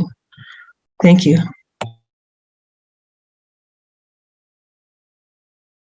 So we have a question for you, Tai. There is a question. Was there a determining factor in your decision to be a psychologist? And thank you so much for being here as well. Yeah, I mean, so you know, I was born in Samoa, and I've shared this story a few times. You know, my parents were in the ministry, so I was born in Samoa, and my parents last year at Mulipola Theological College. So when I was born, we moved straight to Savaii and lived in Whangae, and you know, that's where they first did their ministry. Then we moved to Jamaica. And my parents ministered over 6 churches over there.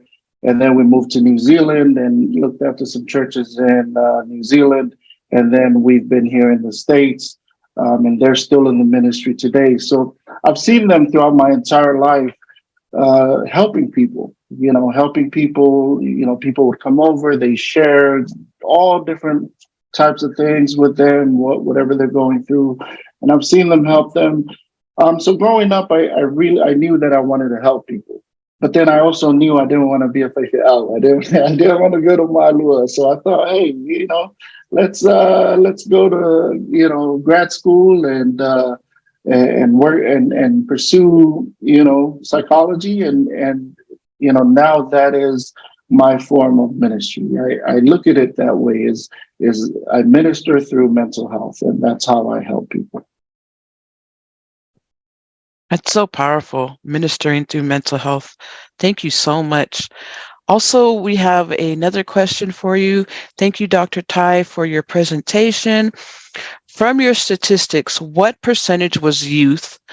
The issue that we are facing in New Zealand is the suicide rate of youth, particularly with the copycat suicides. So a lot of the data that I presented were pretty much grouped together, especially so New Zealand. My apologies, I didn't realize we would have New Zealand on the line, so I didn't look up some New Zealand stats. But in terms of the stats I do have, a lot of it was so the one from American Samoa, that was all youth. That was all youth, and it was a pretty alarming number. 1 in 3, 30%. 1 in 3 are thinking about suicide or have even acted on it. And then the other stats, they're more broken into just gender. The closest I could get was a breakdown in terms of ethnicity here in America. And I remember seeing that the Alaska Natives, Native Americans, they were at the highest, followed by the European, followed by Asian Pacific Island. Now, the Asian Pacific Island stats is combined with our Asian population. So it's really hard to determine what was Pacific Islander in those stats. So it's, so yeah, I don't really have an answer for youth off the top of my head at this time, but those were just some things that I remembered. Thank you so much, Tai. And here's another second part to the question as well is, how is the American prisons addressing the needs of our Pacifica men and women? That's a great question. So in the prison system here in California, like a lot of the mental health the mental health programs that are in place were birthed out of lawsuits. And it's very unfortunate that the approach from the state at this time is literally just to meet the bare minimums of these lawsuits that have been placed on them in the past. I do know each prison varies. I know San Quentin, I think they were doing a hula thing over there. But, it's not so much geared towards a specific group. It's more just like, hey, there's this lawsuit, and we need to make sure everybody gets one session a week, or depending on the level of care. Yeah, but maybe Brother Bell can add more to that question there. Yeah. So being a resident of the prison system for 30 years, I know that when it comes to mental health issues, they do not deal with it. They just over medicate a lot of the guys in there. A lot of guys, they walk around zombie if they got some issues going on. They just, I don't know what it is. They just give them medication where they just walk around and they're not really knowing what's going on. So a lot of the times when it comes to our own folks, we take care of them. We come together as a group and we kind of look out for him. We make sure, he's okay, that he has food. We try to make sure that that he don't fall into the darkness of what prison, can lead him to, because he's just going through some mental issues. So yeah, they don't do nothing for mental issues, really. They just over medicate them. Yeah, and the higher the level of care, medication does seem to be more the emphasis within the prison system. So like I said, before, mental health in the prison system here was birthed out of a lawsuit. If it wasn't for the lawsuit, there would be no mental health care. And then even in providing that, it's governed by a bunch of lawyers who are constantly looking and saying, hey, are these, are the boxes checked? And so I think currently in the prison system, it's more of a checking boxes rather than, given the opportunity or the platform to truly make some meaningful work. But it's a huge system. It's a huge system that there's also just layers and layers of bureaucracy there to make any meaningful change. But I think being birthed out of lawsuits is kind of the picture that gives you a sense of what the mental health system is like in the prison. Thank you so much for that. And I feel like just this conversation today is opening light to future work that we will continue to do. So just knowing that we do have a Samoan man that is in the prison system helping our other brothers and sisters is very powerful. And you will not be alone, my brother. We will make sure to continue to have that pool grow and grow. We have another question. We have actually a couple of questions for you, Brother Tai, and this one's from Brother Carl.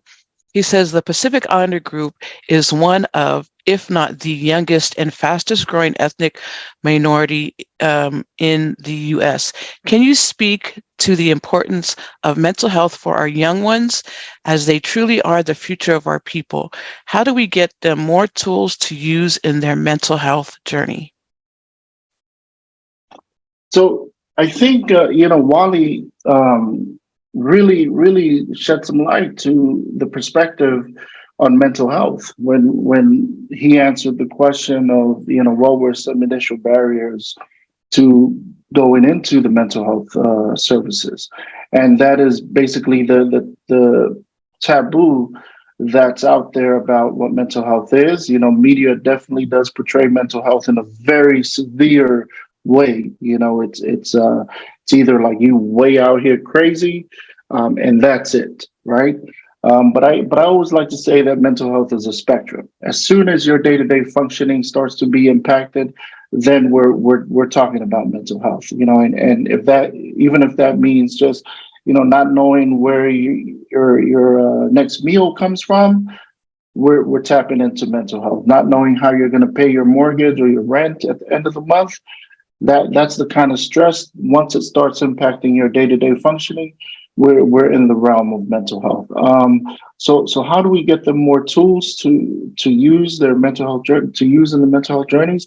It takes events like this where someone is brave enough, like Wally, to come up and share his story and his journey, and through that story, he's given permission to others who are listening to say, hey, man, that guy is going through something that I went through.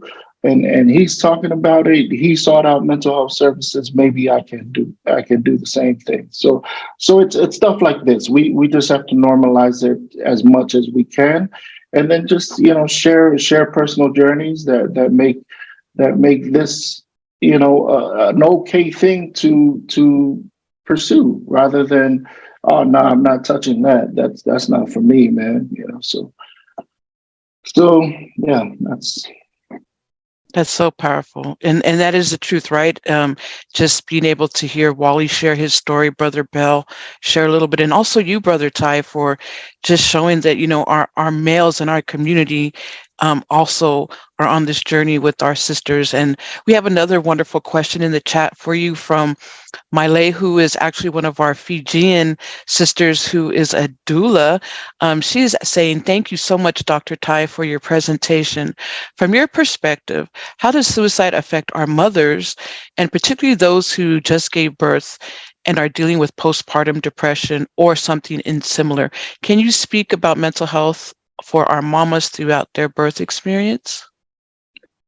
Yeah, I think the rate right now for postpartum depression is maybe at 80%. I believe that's the last piece of literature I read. So it's high. It's fairly high in terms of who is experiencing that, and I think those stats are primarily just for the States. But I mean, like I said, if anything within that process of giving birth or within the family, if anything falls into a area of risk factors, it's the risk factors. Risk factors are basically anything. It's not just the list that I went through. If it's impacting you in any way to the point that it starts to grow, then it can eventually lead to thoughts of self-harm or thoughts of suicidal ideation. So that is how postpartum depression can eventually build up to that if it's not quickly addressed and quickly helped and resolved. So yeah.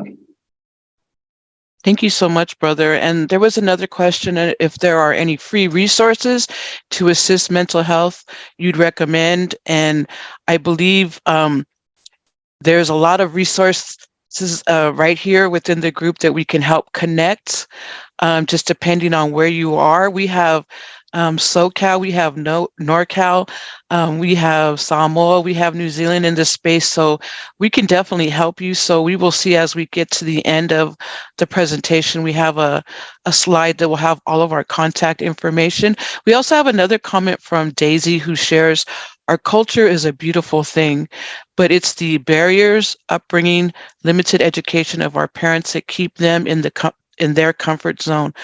But we're the voice for our children and our future because we know the difference.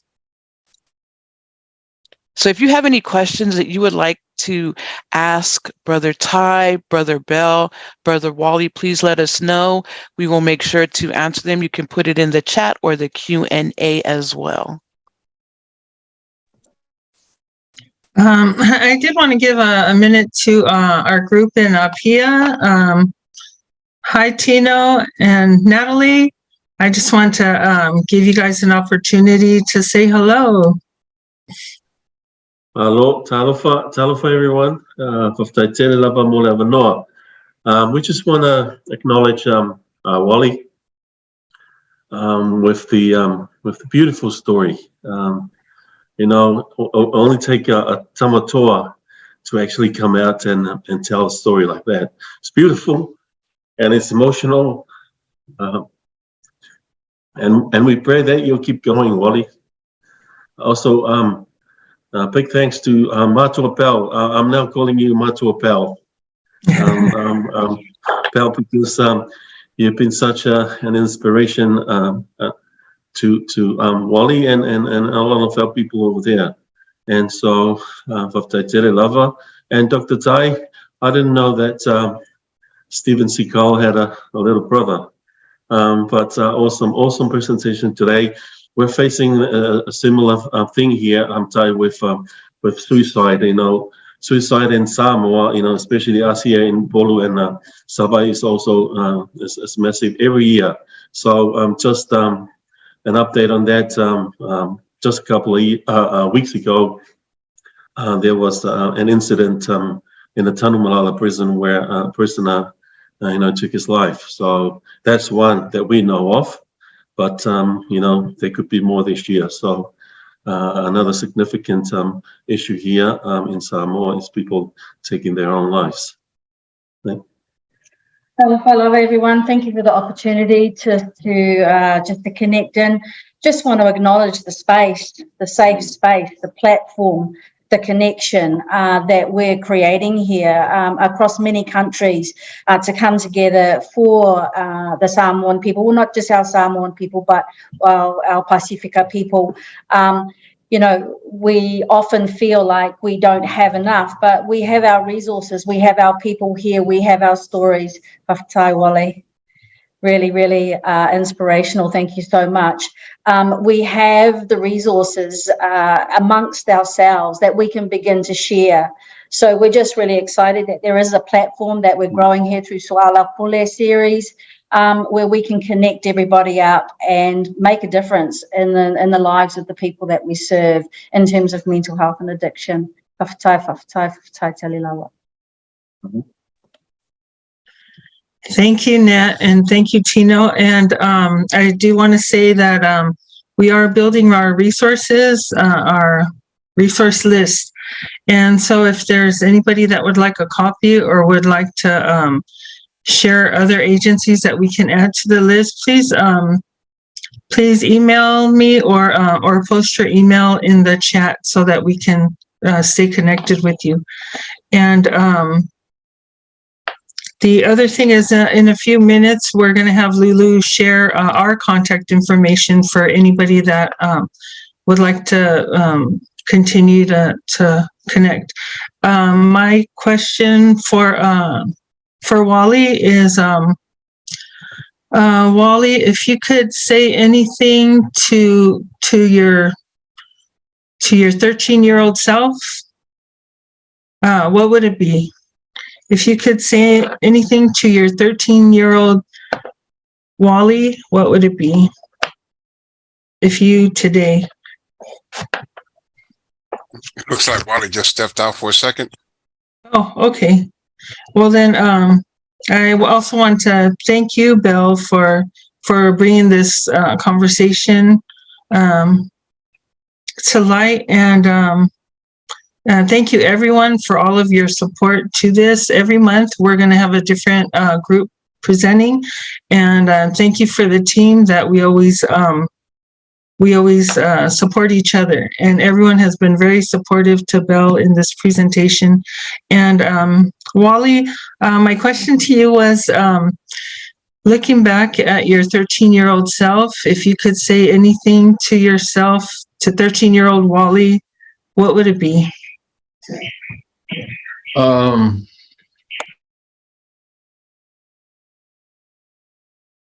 would just say I'm not always going to live up to other people's expectations, but I should still be kind to myself. And other people are not always going to live up to my expectations, but I should still be kind and compassionate to them. Thank you, Wally. I do wellness and recovery groups, and that was one of the biggest breakthroughs in my personal life, was accepting people as they are and not as I would have them. And once I started accepting people as they are, my expectations of them, and like you were talking about before, expectations, it just let go of the anger and that I would hold against people, and as a mother as well. Once I started accepting my children as they are, and not having these high unrealistic expectations, and then I was able to have a real relationship with them. But thank you for sharing that. And then my other question was to Dr. Tai, the stigma of mental health. How can we encourage people to reach out for help and to, yeah, how can we encourage people to reach out for help? I mean, I think the stigma is something that's a huge barrier. And it's a general stigma, not specific to Samoans or Pacific Islanders. It's just, in society in general. So, events like this, frequently talking about it, like I've heard, Brother Bell share his story on a podcast. And man, that story was powerful, just to see raw emotions like that. It normalized those kind of emotions and those kind of responses, especially for males, for listening, as a male, listening to another male share their story and showing vulnerability. That's one way we can do it. Another way that I always kind of joke around with is pursue careers in mental health industries.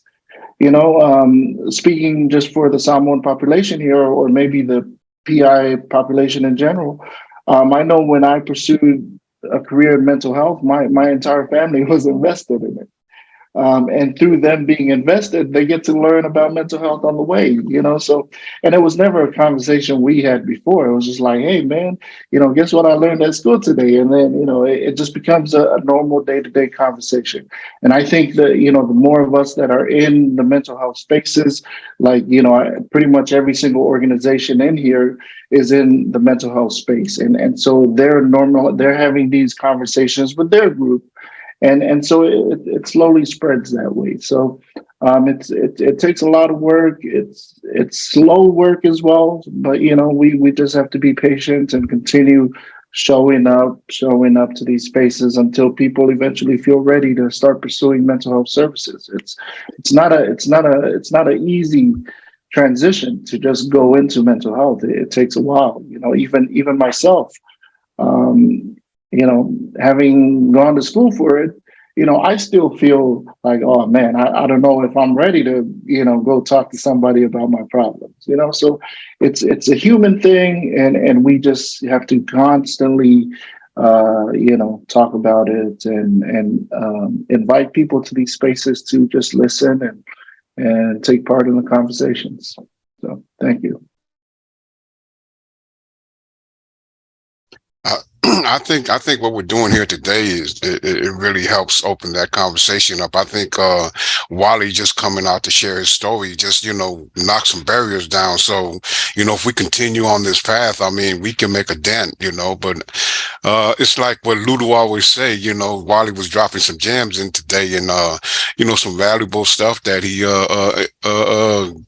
taught us today, and so we can move forward and kind of like he opened the door for us. So man, it was powerful. It took a lot of courage for him to be up here, and I'm just proud of him. So Yes, thank you, Bell. And Bell, I know you also carry a lot because you feel like you should have been there for your nephew. And so, that's another thing that we just have to accept that we're here now. We're here now for each other. And Nani, did you want to? Was there any more comments or questions that we could cover before we begin closing up? I think that we hit most of the questions the best I could see to my ability. Folks are sharing their email contacts with us so that we can stay connected. And there was a question though, if the recording will be available, and if so, where? Yes, once the recording is made available through the American Samoa Alliance Against Domestic Violence page, then we can also begin sharing it out as well. Thank you so much. I did want to add that this is a monthly series that we'll be doing, and that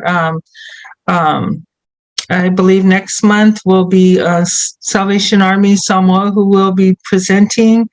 And so make sure you send us your emails or register so we can add you to the email list. And in talking to Wally and Tai a couple of days ago, the topic of colonialism came up, and that's a huge topic that we want to also make space for in the near future. And so be on the lookout for that as well. Lulu, can you begin? Go ahead. I just want to say, that I feel like that's important, generational trauma, it comes from our history, our past, and it gets passed down. So just understanding that. So that'll be an interesting future topic to touch on and stuff like that. Yes. Lulu, can you start sharing the contact list slides? And Nani, did anyone else have any closing comments? Can we just go around the group and share any closing thoughts and closing comments? We're good. I think we can go ahead. There's no more questions in the chat.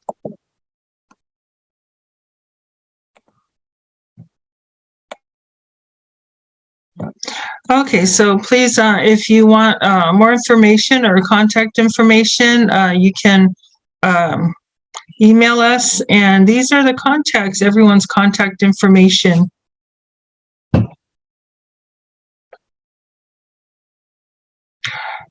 So thank you, Wally, for your courage to come on here and share. A lot of gems were dropped today, and I believe it gives us a different look at our youth and what our youth are going through, and the importance of being there for them and having conversation with them without judgment, and so being available to them as well. And thank you, Dr. Tai, for being with us. Thank you, Jessica and Joanna, for sharing as well. This was great. I was so excited for today, and it was more than I hoped for, because I know I've learned a lot, and we had quite a few amount of people that joined us today as well, and we're going to continue to share this out, so it's going to continue to bless other people and get the conversation going elsewhere as well. Anything else, Nani?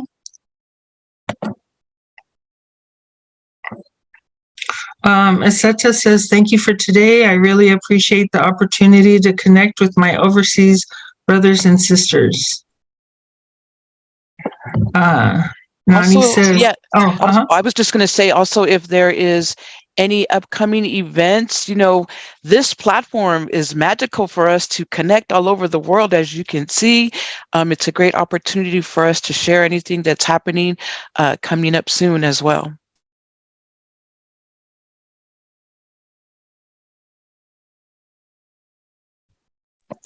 I'd like to say something. okay. Yeah, for everyone out there, the FOU Movement .org.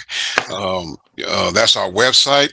We're gonna be doing things throughout the whole year, and so anything that you want to know about us, it'll be there. And then the events that we're going to be having throughout the year will be on there. So definitely look out for us. We are a bunch of brothers from Southern California that are moving.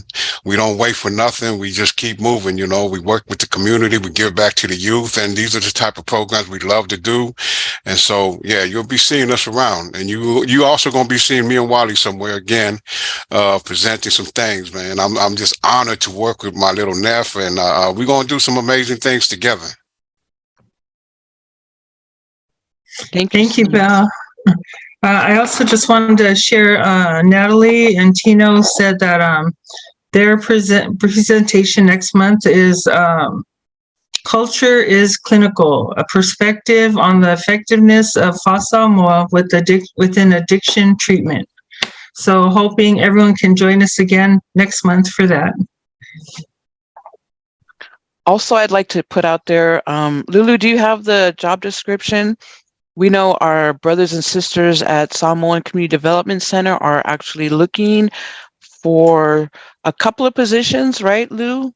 Mental health coordinator, clinician. Yes. So the Samoan Community Development Center is hiring for a few positions. Big Purr or Pacifica Urban Roots, they are looking for a mental health specialist. This is school-based, so it's not remote. And they are also looking for a health wellness engagement coordinator. And so they're also looking for, a coordinator. So they have a clinician that's working remote and then one that is working in the schools. So, and I believe they have a few more job postings too that can be found on their Facebook page at Samoan Community Development Center. So for sure, you can also check out our Essence of Mana Facebook page for those postings and the connection link to Pacifica Urban Roots. Really, we really want to get our Pacifica folks into these slots. So, we need that worldwide reach out there to share this knowledge, and that there are positions for our people as well.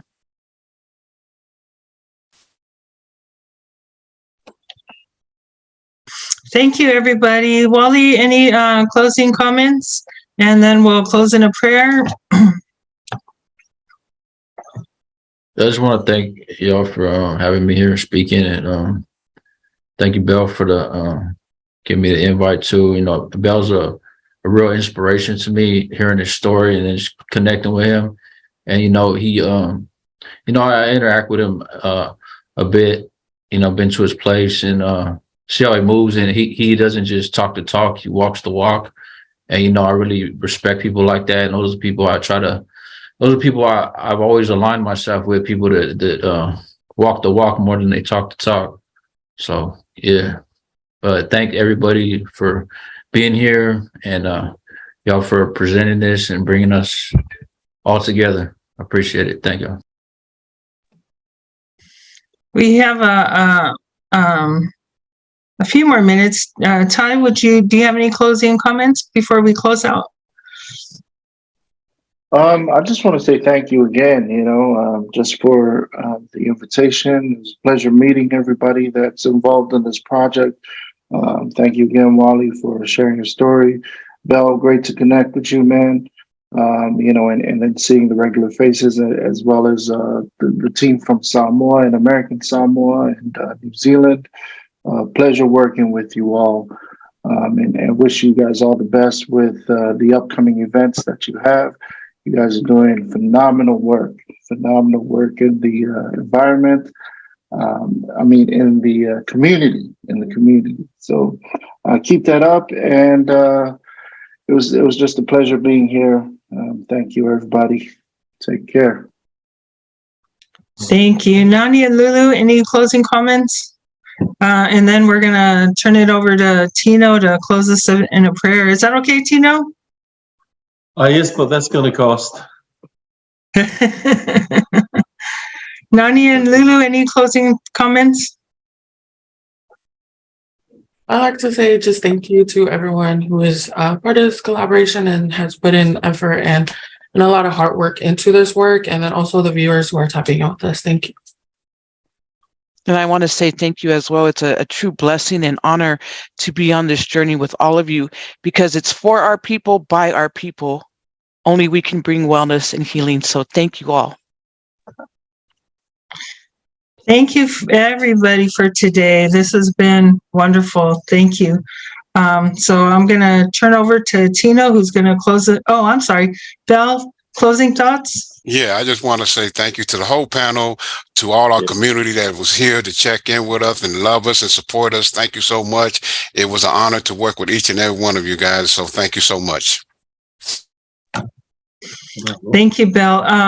I'm sorry, Ryan, any closing thoughts? I know you're doing the technical service, but do you have any comments on behalf of the Alliance? Oh, you're good. Okay, thank you. Okay, thank you, Tino. We turn this over to you now. Awesome. Just want to, on behalf of Salvation Army and our regional leaders, the team here and the Goshen Trust, who are actually here with us as well, we thank you for today, especially Mona and Nani and Bell. Thank you for organizing this. And we look forward to seeing you again in 4 weeks' time. I'll say a word of prayer. Let us pray.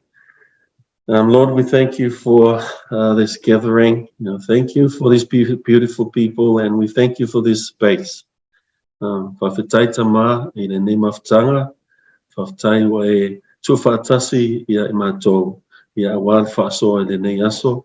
Au ngā mau mātou people, mātou tangata, our people here in Samoa, people in the States and all over the world.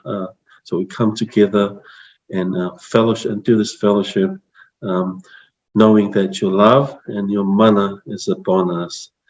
So Lord, just before we leave this space, we ask you to bless the purpose of this gathering, and that we continue to talk and share and fellowship, so that we could help our people who are suffering, our people that are recovering, and our people that are looking for help. So we ask this through Jesus Christ, our Savior. Amen. Whawhetai Yesu, whawhetai Yesu, whawhetai Yesu. Amen. So thank you everyone for joining today, and have a good rest of your day and a good weekend. God bless. Thank you, everyone.